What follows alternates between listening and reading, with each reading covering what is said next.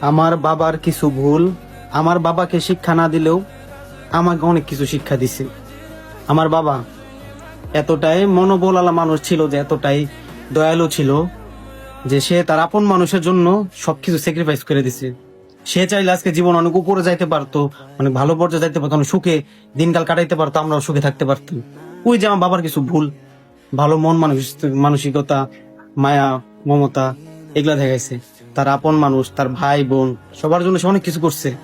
হয়তো তারা এখন ভুলা গেছে এগুলা, মানুষ ভুলা যায়, এটা স্বাভাবিক। মানুষ উপকার করলে মানুষ ভুলা যায়। আর উপকার করার পরে মানুষ কি বলে, আমি কি বলছিলাম আপনাকে আমার উপকার করতে? এটা হচ্ছে দুনিয়ার নিয়ম। যখন ভাত পাই নাই ভাই, তখন ঠিকই হাত পাচ্ছে, আর এখন ভাত পাই এখন বলে কি আমি কি বলছিলাম আপনাকে উপকার করতে? তো আমার বাবা ছিল এরকম মানুষ যে সে তার নিজের থেকে পরে চিন্তা করতে বেশি। পর কি সে বাপ বলতো যে এগুলো আমার আপন, এগুলা উপরে উঠলে আমারই তো ভালো, আমার নাম ডাক করবে, অথচ ভাই তার বাল দেওয়া গুনে না।